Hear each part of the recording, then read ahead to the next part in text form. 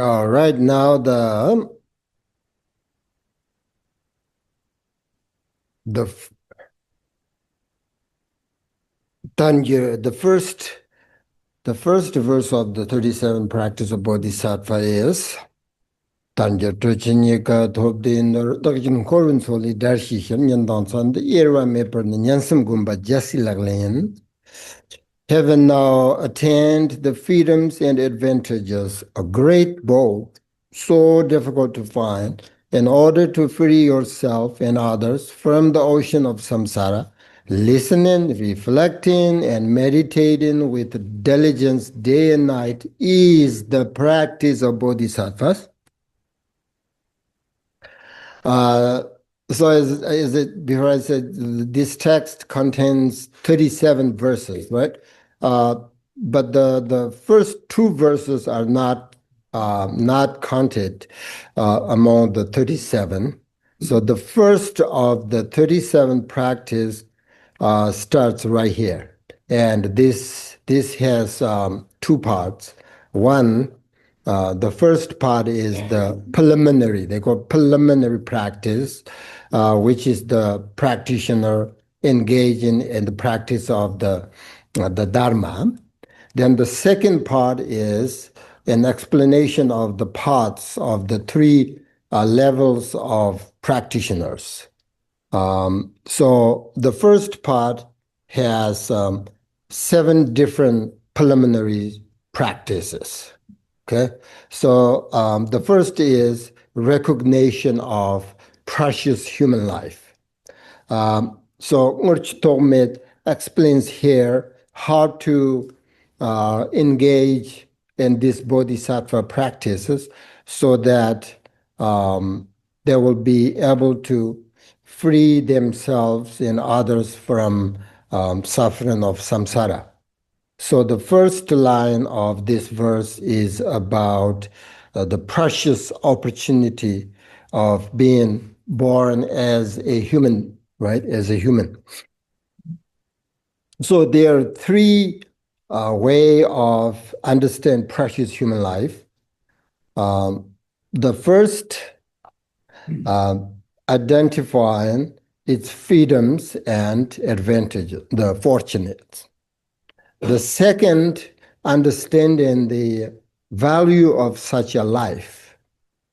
And then the third, seeing how difficult it is to find.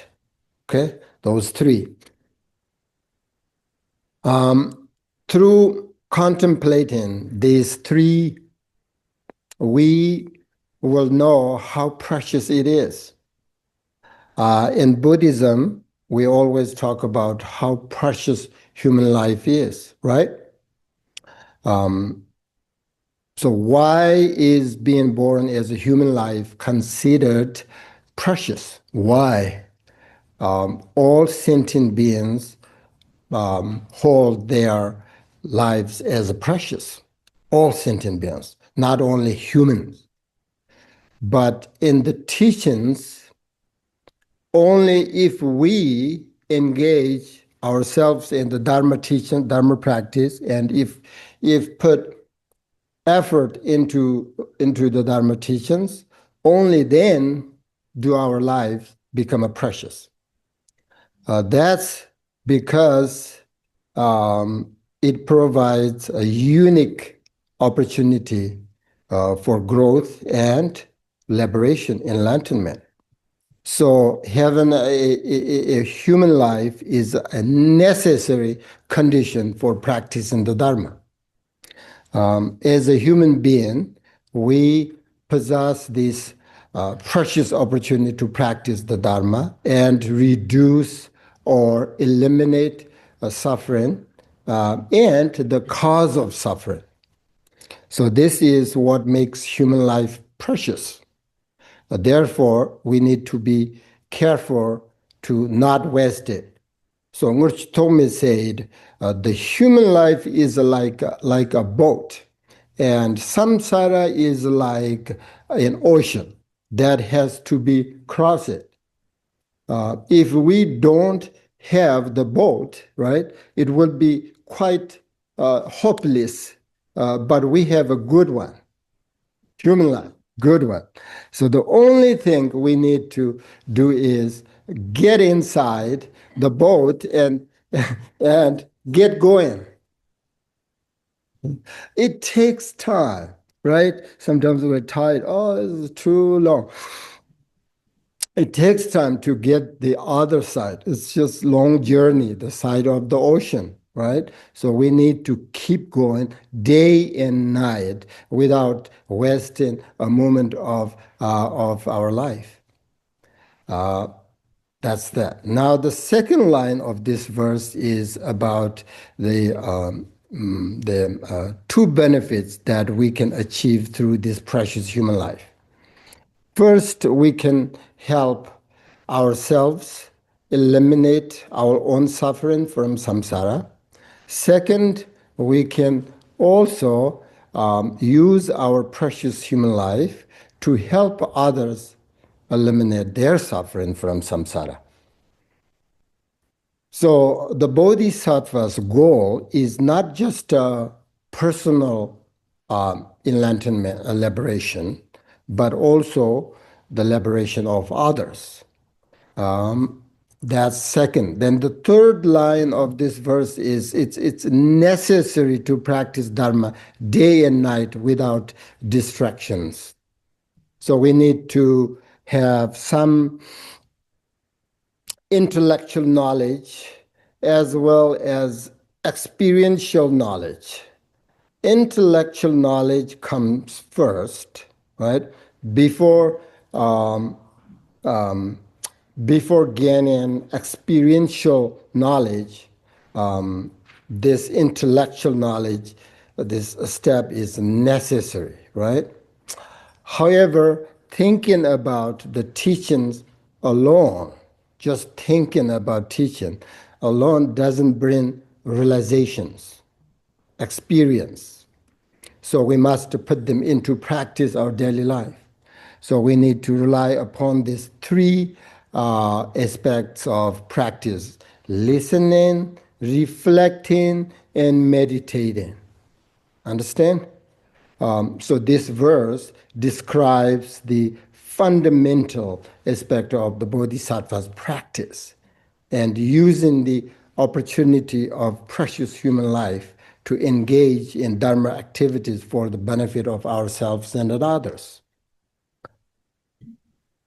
So whatever we want to do, it is right now in our hands, right now.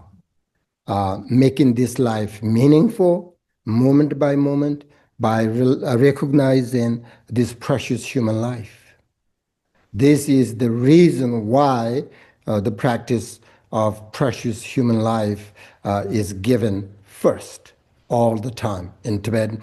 And the teachings like mind training teachings, the Bodhisattva, remember? Bodhicharya, Avatara, all they talk first, they talk about precious human life. It's necessary practice in Dharma. So now we're done this verse. Right here, it's a good time to take the vows. Right? We have a precious human life. So I'm going to give you the refuge and bodhisattva vows since you have a precious human life. And those people who already have taken the vows, it's important to renew the vows. And those of you who did not take them yet, this is the time to take the vows. But if you think this is very important, you are not ready to take in them, you don't have to. Okay, just sit there, and you can learn about the vows. What is vows? And just to sit there, and you don't have to. But if you feel you're ready, this is a perfect time. Since you have a precious human life, in order to take refuge bodhisattva vows, you need precious human life. And taking these vows, helps protect you from harming others and improves faith in bodhicitta. That's the reason. Okay? When you take refuge vows, you will develop your faith. When you take bodhisattva vows, you will develop bodhicitta mind. So that, because of your faith in bodhicitta, they help and protect you from harming others, harming yourself. That's the reason. That's the essence why you need to take these vows. Okay. Atisha says if you want to make progress towards the enlightenment that you are wishing to achieve, then you have to take these vows. There are three things you need to do. First, you must take refuge in three jewels. It is the foundation of all other vows and foundation of your practice in Buddhism. And second, you must belong to Mahāyāna Buddhism and have the aspiration to do the practice of Bodhisattva. Okay? Third, you must keep the important precept of these vows. Understand? Three things. The refuge vow is about maintain a pure connection to the three jewels. Okay? And essence of practice Buddha Dharma is develop your faith, your trust in the three jewels. That's bodhicitta. And the bodhisattva vow is a commitment to take the Mahāyāna path, the bodhisattva's journey. It's a commitment based on the realization of the suffering of all sentient beings. And it's a commitment to lead sentient beings to liberation from the suffering of samsara. That's the Bodhisattva vow. And today we're going to, as usual, to use these vows ritual according to the tradition of the Patrul Rinpoche. And this ritual has three parts: the preparation part, the main part, and then the conclusion part. The preparation part is when you take these vows, you should have a pure motivation again of doing it for the benefit of others. That's important. That's the preparation, motivation, right? Pure motivation. I'm going to take Bodhisattva and refuge vows, develop my capacity in order to help others. Now, those of you who want to take these vows, here we're going to recite the Refuge and Bodhicitta prayer 3 times. Do you have the, yep, we have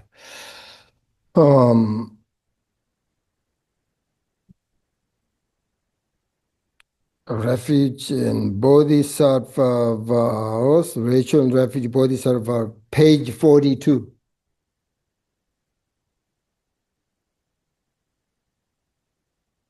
You ready? Great. And Buddha's Brahma and Supreme Assembly, I take the refuge until enlightenment is achieved. May the merit of my generosity and other virtuous acts lead to the Buddhahood for the benefit of all beings. In the Buddha Dharma and Supreme Assembly, I take refuge until enlightenment is achieved. May the merit of my generosity and other virtuous acts all beings. And the Buddha Dharma in the Supreme Assembly, I take refuge and enlightenment and achieve. May the merit of my generosity fit of all beings. Okay? That is the preparation part for the vows. now we have the main section, which is taking the refuge and bodhisattva vows. Here you need to remember three things: your motivation, again, your visualization, and your commitment. Three things. So your motivation is this, right? I'm taking these vows for the benefit of all sentient beings, including myself. How simple is that, right? And then your visualization is you're requesting the Buddha's and Bodhisattvas' intention for the vows. That means you are going to visualize the Buddha, the Bodhisattvas, in front of you and take them as a witness. Visualization. Now I'm going to recite the vow ritual 3 times. The first you're going to take here refuge vows, okay? I'm going to recite the vow ratio 3 times, and during the third recitation, it's important to make your commitment. That's what you need to do. It means like you should be thinking that from today until enlightenment is achieved, I am a Buddhist practitioner. So I will keep the Buddha as my teacher, the Dharma as my path, the Sangha as my spiritual friend. With that, okay, I'm going to recite the refuge vow ritual 3 times. You need to repeat after me 3 times, okay? So here, if you are ready, your motivation, your visualization, your commitment, then you have the vows, okay? I will recite, you repeat after me, okay? You, Buddha and Bodhisattvas of the 10 directions, and you, my teacher, think about me.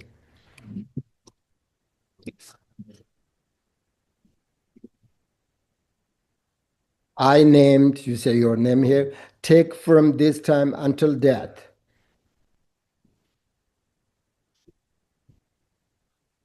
The most supreme of all human beings, the Buddha is my refuge.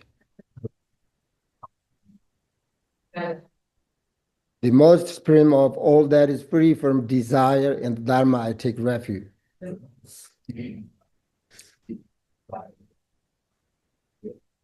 The most supreme of all assemblies in the Sangha, I take refuge.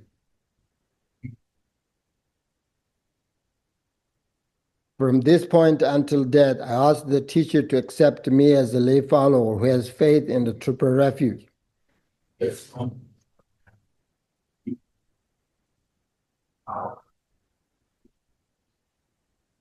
Now the second.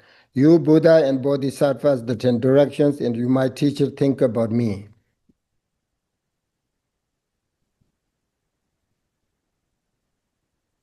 I take from this time until death the most supreme of all human beings, the Buddha, as my refuge. The most supreme of all that is free from desire and the Dharma, I take refuge.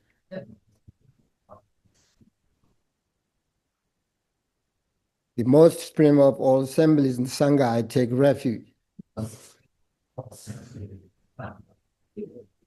From this point until death, I ask the teacher to accept me as a lay follower who has faith in the triple refuge.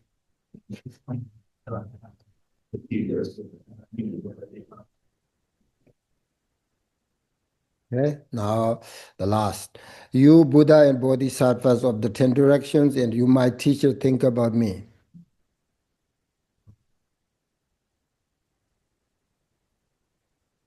I take from this time until death the most supreme of all human beings, the Buddha, is my refuge. The most supreme of all that is free from desire in the Dharma, I take refuge. The most supreme of all assemblies in the Sangha, I take refuge. From this point until death, I ask the teacher to accept me as a lay follower who has faith in the triple refuge.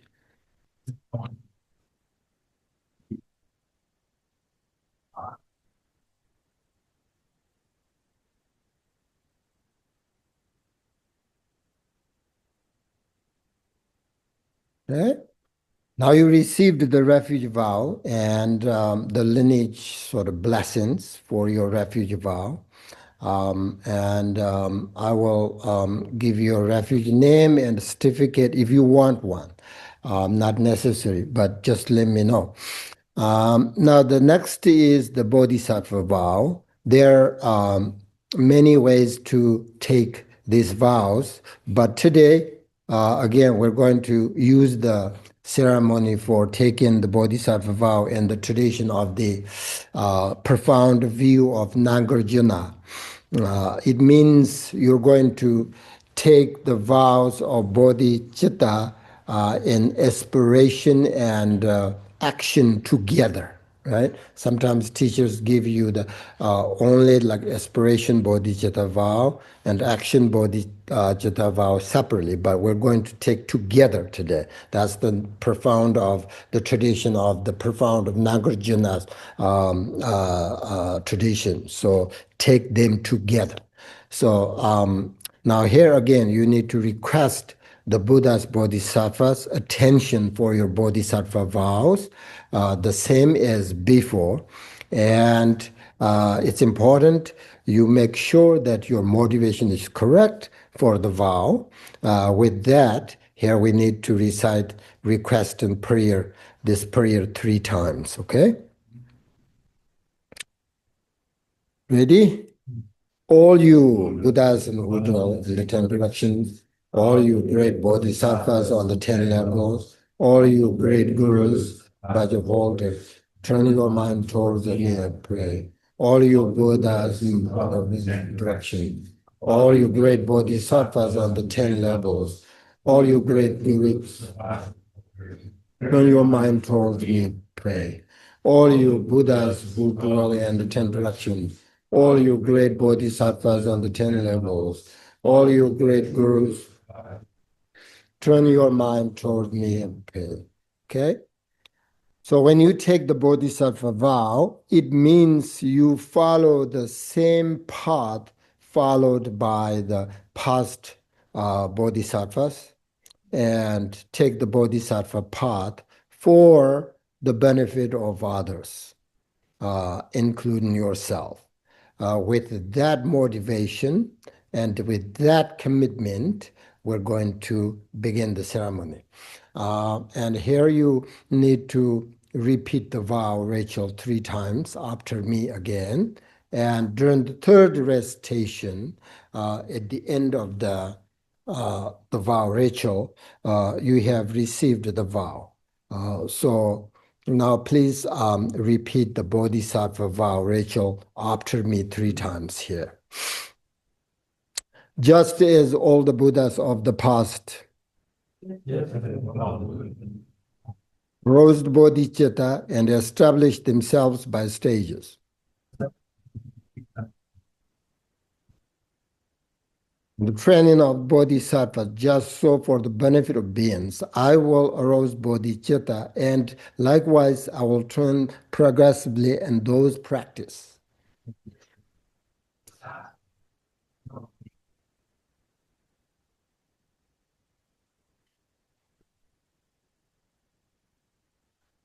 Okay. The second, just as all the Buddhas of the past arose bodhicitta and established themselves by stages in the training of bodhisattva. Just so for the benefit of beings, I will arouse bodhicitta, and likewise I will train progressively in those practices.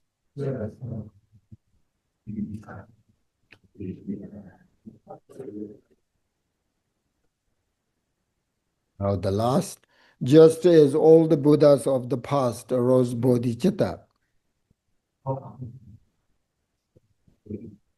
and established themselves by stages in the training of bodhisattvas. Just so for the benefit of beings, I will arouse bodhicitta.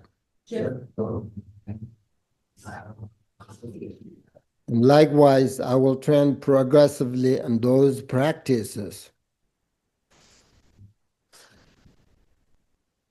All right.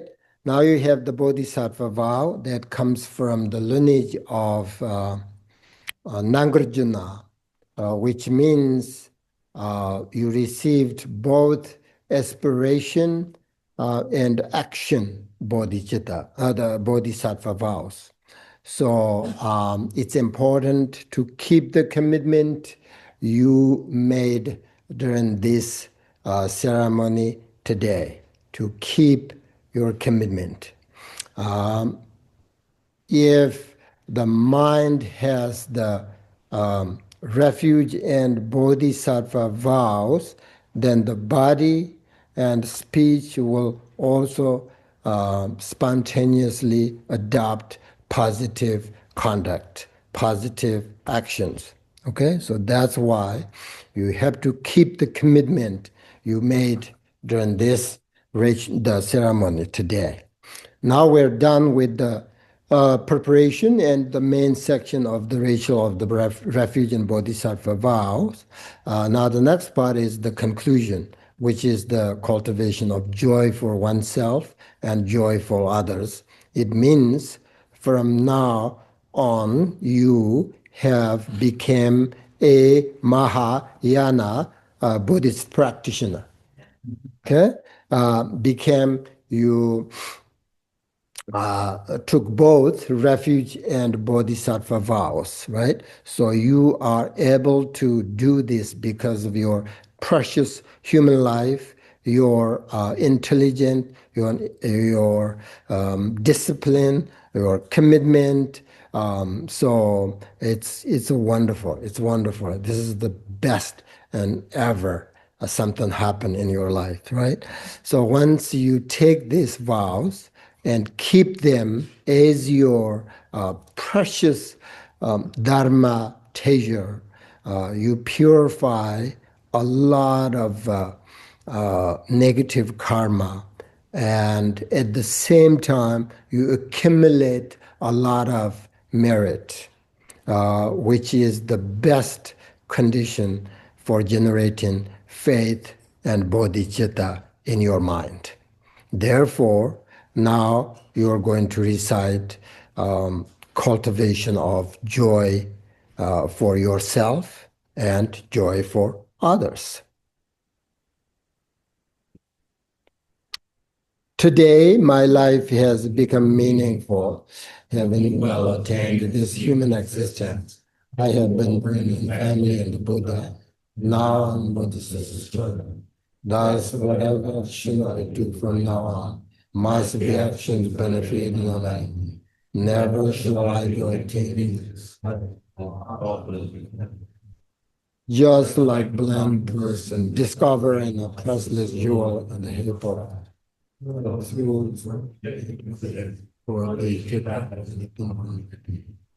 Today, in the presence of our protectors, I invite all beings to the state of enlightenment and the feast of may the blessed God and God and others rejoice.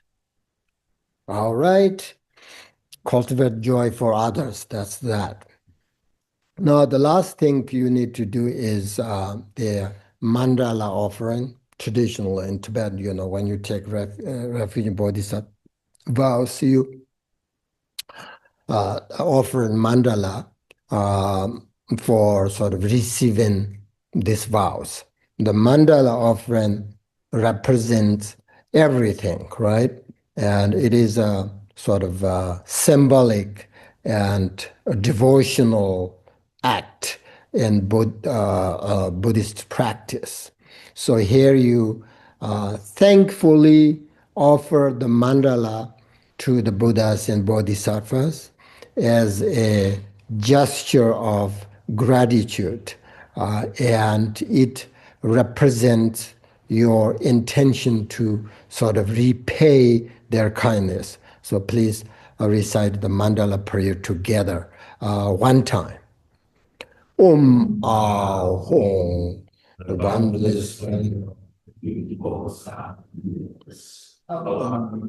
body, work, I offer all of this as a beautiful mandala, 3 jewels. All right. Mandala. Okay. Now we have also the Bodhicitta aspiration prayer. May Supreme Precious Bodhicitta take birth where it has not risen, where it is risen, where when, but continue to grow forevermore. All right, now we are done with the refuge and bodhisattva vow. But one more thing I would like to let you know is that it's important to renew both vows every day after you have received these vows, and so you should. Recite the renewal of the refuge and bodhisattva vow prayer. It's called a daily practice to renew the bodhisattva vow. It's on the website if you need it, this text. So every morning you should do 3 prostrations if you can. And then you recite the renewal of the refuge and bodhisattva vow prayer in front of, always remember this: motivation, visualization, and commitment. So you renew the bodhisattva, your refuge vows in front of the Buddhas and Bodhisattvas, and just think of all the lineage. And you should remember the commitments you made today and keep your vows purely as much as you can. The refuge vow establishes a foundation of faith, trust, and expresses your intention to follow Buddhist path. And Bodhisattva vow expresses your intention to follow the Mahāyāna path, not just the Buddhist path, but especially the Mahāyāna Buddhist path, and is a deeper commitment and altruistic goal of helping others and achieving liberation. So the purpose of taking the refuge vow and bodhisattva vow is wanting to develop faith and a bodhicitta mind. That is the whole point. Okay? So now we need to recite the 2nd chapter of the Bodhicharya Avatara. So 2nd chapter you probably know, but it's about purification. So you have to purify all the negative karmas we have done so that you can develop your faith and develop bodhicitta. So that's the reason. So just focus on if you can think of all the meaning of the verses when you recite. You don't worry, but just focus just be mindful and just follow the words, and then you recite. This is part of our meditation. Okay, so recitation. Now to recite the 2nd chapter, please.